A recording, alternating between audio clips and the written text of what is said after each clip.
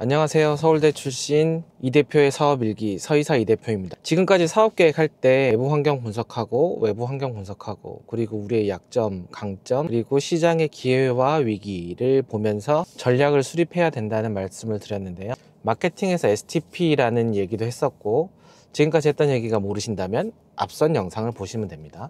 그러면 이번에 STP의 마지막이었던 포지셔닝을 어떻게 하는지를 조금 더 자세하게 말씀드릴게요. 혹시 4P, 네 가지의 P라는 얘기를 들어보셨을까요?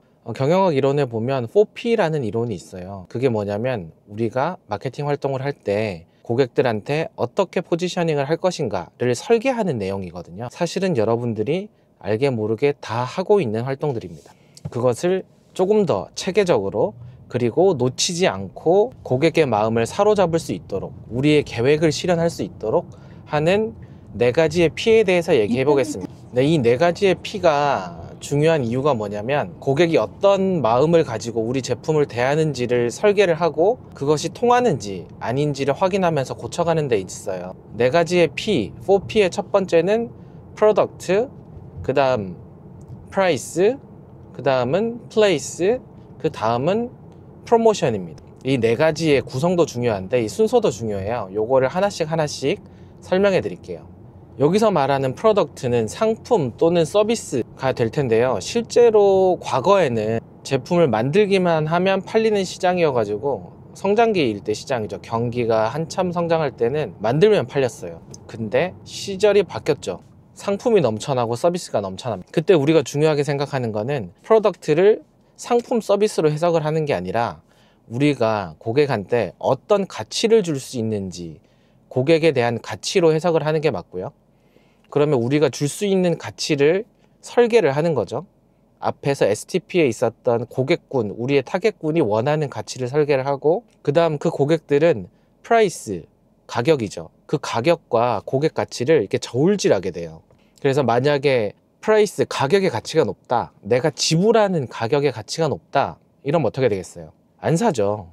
그래서 항상 프라이스는 내가 주는 가치보다 더 낮아야 돼요. 그거를 가격 설계라고 하는 거고요. 그래서 고객 가치를 설정을 하고 가격은 고객 가치보다 낮게 프라이스를 설계하게 되는 거고, 이제 그러면 사람들이 내가 얻는 가치보다 가격이 싸니까 다 사고 싶어질 거 아니겠어요? 근데 만약에 사고 싶어 하는데 살 수 있는 데가 없어. 어디서 파는지도 모르겠어. 그러면 살 수가 없죠. 안 팔리는 거예요. 그래서 그 다음이 플레이스. 어디를 통해서 어느 곳에서 내 고객들에게 노출시킬 것인가를 고민하게 되는데, 이거는 흔히들 우리가 얘기하는 유통 채널 같은 걸 생각해 볼 수 있어요.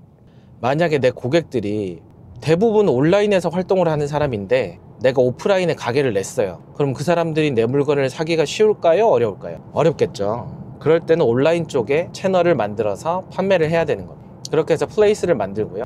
그 마지막이 프로모션인데, 프로모션은 고객이 고민하고 있을 때 선택을 좀 더 쉽게 할 수 있도록 도와주는, 그 프로모션에는 뭐 저희가 흔히 얘기하는 쿠폰이나 할인이나 묶음 상품이나 뭐 여러 가지들이 있을 수가 있습니다. 그러면 다시 네 가지를 말씀드려 볼게요. 첫 번째, 네 가지 P 중에 첫 번째 P는 프로덕트.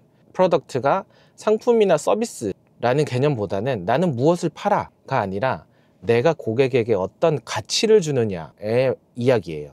좀 어렵죠.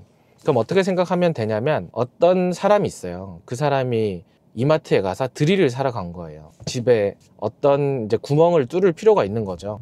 근데 그 사람이 구매하는 가치는 드릴 자체를 사는 게 아니에요. 그 사람은 구멍을 뚫는 게 필요하거든요. 근데 만약에 드릴보다 더 쉬운 제품이 있다. 예를 들면 뭐 동그랗게 생긴 건데 눌러가지고 축 누르면 구멍이 뚫리는 제품이 있다. 그러면 그 사람은 드릴을 사지 않고 그 제품을 살 거예요. 왜냐하면 드릴은 안 써본 사람들은 좀 무섭거든요. 그런 관점에서 보면 내가 고객에게 어떤 가치를 제공하는가. 만약에 내가 화장품을 제공한다고 하면 그 화장품이 주는 가치가 여러 가지가 있을 거잖아요. 수분을 뭐 촉촉하게 한다, 얼굴을. 아니면 뭐 윤기가 나게 한다.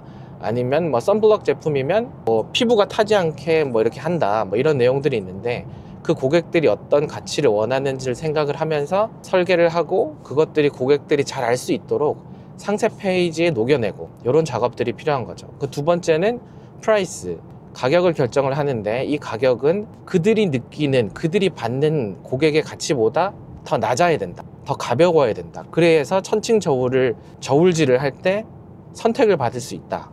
근데 이 또 가격은 재밌는 게 결정하는 방법이 몇 가지가 있어요. 예전부터 하던 방법이면서 가장 흔하게 하는 방법이 뭐냐면, 원가가 얼만데 내가 거기에 이익률을 뭐 10% 20% 붙여가지고 얼마를 받겠다. 이게 원가 기준의 판매 방식이고요. 사실 이게 옛날에 많이 쓰던 방식. 근데 요즘 이렇게 해가지고는 잘 안 팔려요. 왜냐면 선택할 수 있는 제품들이 많잖아요. 그래서 요즘 사람들이 생각하는 좀 편안한 방식은 경쟁자 가격이랑 비교하는 방식입니다. 나랑 비슷한 제품이 있는데 이 제품은 얼마다. 그렇게 되면 그 가격에 맞춰가지고 판매를 하는 방식인 거예요. 경쟁자보다 나는 조금 더 싸게 하겠다, 경쟁자 수준으로 팔겠다, 혹은 경쟁자보다 더 비싸게 팔겠다, 이렇게 경쟁자 기준으로 하는 방식이 있고요. 그리고 마지막 방식은 그냥 내 가격을 처음에 얘기했던 고객에게 전달하는 가치, 그 가치 기준으로 하는 방식인데, 사실 가치라는 게 측정하기가 힘들잖아요. 그래서 그쪽 있는 사람들은 그냥 이 정도는 받아야 돼 하고 설정하는 경우가 꽤 있어요. 근데 만약에 대체제가 없다면, 비교할 게 없다면 그 가격도 먹히는 거죠. 예를 들면 아이폰은 비싸거든요. 갤럭시도 물론 비싸긴 하지만 뭐 이래저래 하면 좀 싸게 살 수 있는 방법들이 있는데, 아이폰 사는 사람들은 뭐 갤럭시는 대체제가 아니더라고요.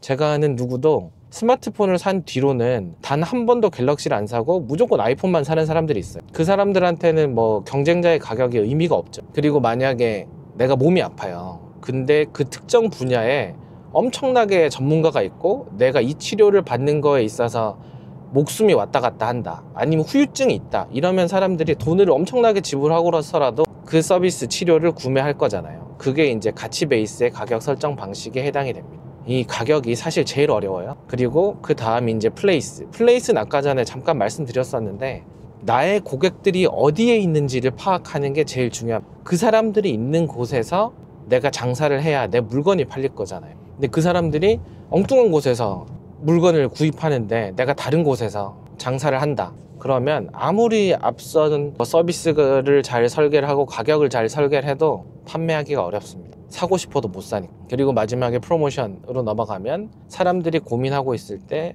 더 잘 살 수 있게끔 뭐 선택을 할 수 있게끔 돕는 거죠. 사람들은 자기들이 다 이성적이라고 생각을 하지만 실제로 사람들은 환경의 영향을 많이 받아요. 그래서 이게 충분히 가치가 있다는 걸 잘 말씀을 해드리고, 뭐 여러 가지 기법을 통해서 프로모션을 해서 판매하는 것들이 있습니다. 그러면 오늘은 그 마케팅에서 내부 환경 분석, 외부 환경 분석, 그리고 뭐 스왓을 통해서 작전을 세우고, 그 다음에 고객을 분석해서 STP, 타겟군을 정하고, 그 타겟군에게 내가 어떻게 자리매김할 것인가, 그 자리매김을 하는 것에 있어서 4가지 P4P에 대해서 말씀드렸습니다. 혹시 이 내용이 어렵다거나 아니면 더 궁금한 게 있으신 분들은 댓글에 남겨주세요. 그리고 제가 이것도 글을 써서 또 남겨둘 테니까 그 글을 보면서 예시도 한번 보시고 그걸로 이해를 하시고 써먹어 보시면 되겠습니다. 지금까지 서울대 출신 이 대표의 장사일기 서이사였습니다. 다음에 봐요. 안녕.